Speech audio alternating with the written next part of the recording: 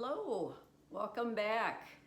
We have got Sophia today and Skeeter. And I wanted to talk to you about post-traumatic stress disorder, panic attacks, and head tremor. Three things that have been with me for a long, long time. PTSD came as a child during traumatic child abuse. The head tremor came when I was 20, and the panic attacks came in high school. So all three things led me to wanting to not go out of the house, just stay home, because I was afraid. I didn't know what these things were coming from. I didn't know when they would come next, and I didn't know how to stop them. And so that's what today's video is about.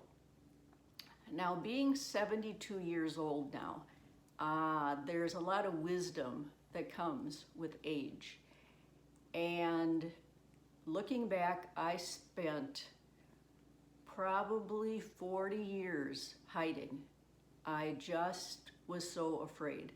For one thing, I didn't know why I had them. I didn't remember any of the abuse, and I didn't have any tools. I didn't know what to do. But in counseling and then turning to God and discovering why I had all these symptoms, it made me not want to hide anymore. I wanted to go out and I wanted to live life like everybody else was doing. I wanted to have fun. But you know, when your head is shaking and you've got PTSD and you're afraid of your surroundings and you never know when a panic attack is going to pop up, it can make life difficult. So even now, I practice. And I would say I am 98% healed, but I still practice. Every week, on Monday, Wednesdays, and Fridays, I go to the gym with my husband and play pickleball.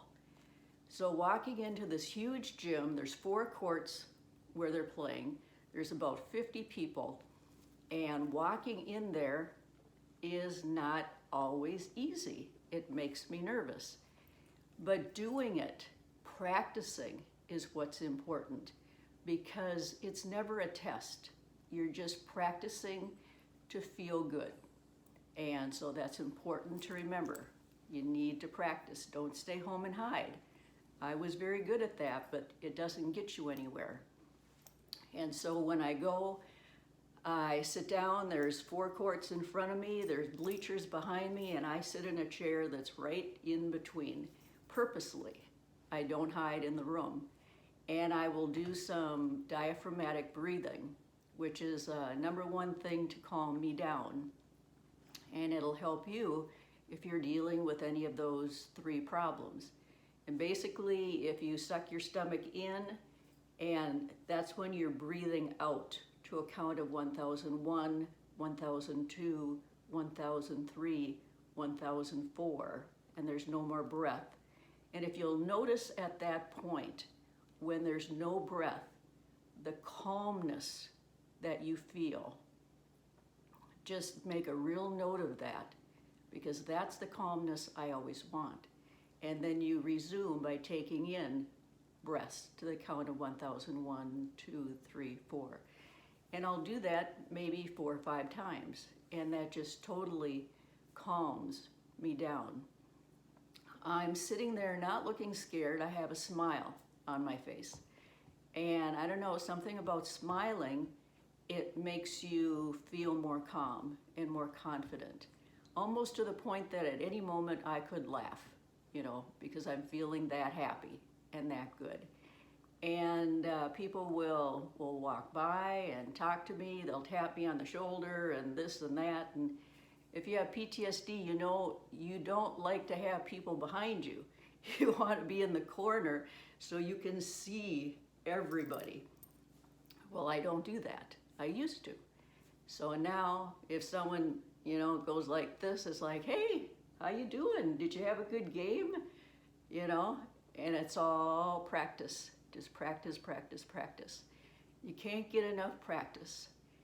And then sports has always been something I love.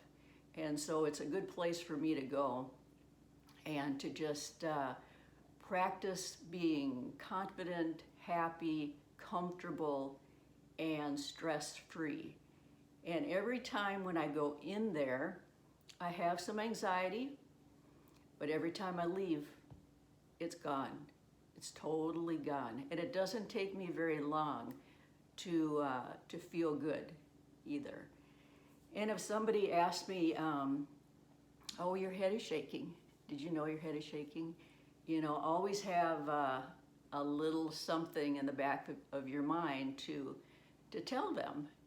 And I might say, well, I had a lot of trauma as a child, and it still pops up when there's a lot of people around me, but it's fine. You know, just be ready for something like that with a little quote that you have put together. And let's see what's nice. What's next?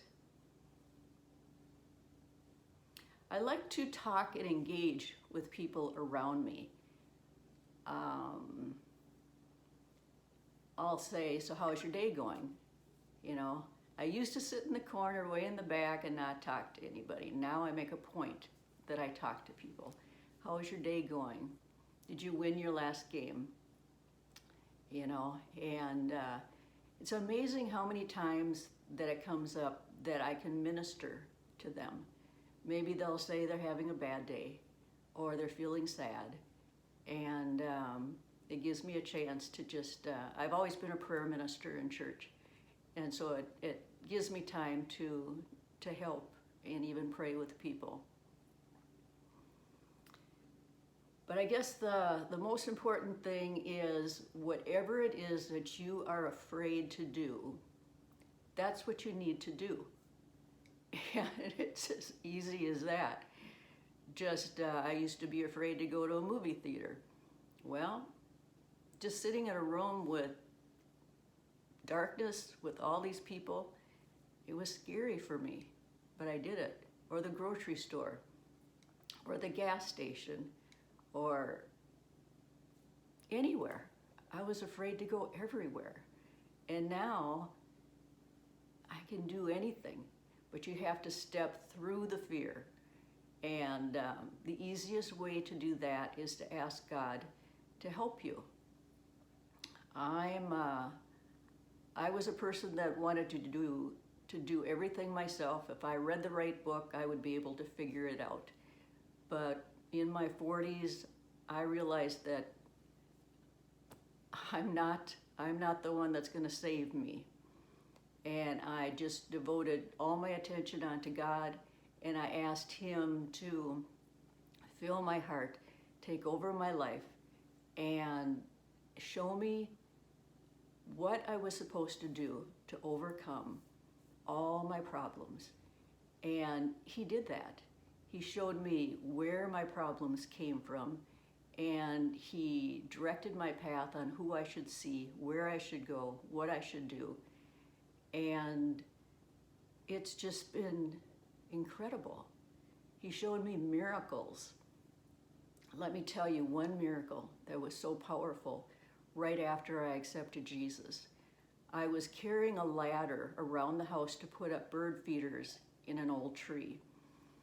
And halfway around, I heard this voice that had said, "Stop and rest." And I was like, wow, you know, where'd that come from? And I set the ladder down, and I went, and there was a chair close by.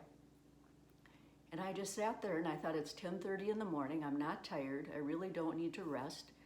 But I was obedient.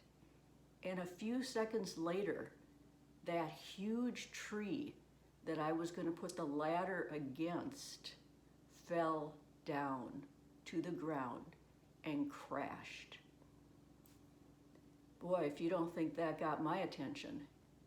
The angle I would have put the ladder was the angle the tree fell. And this was a huge tree. It was dead, but it was tall and it had branches, perfect for bird feeders. And things like that happened to me after I accepted Jesus.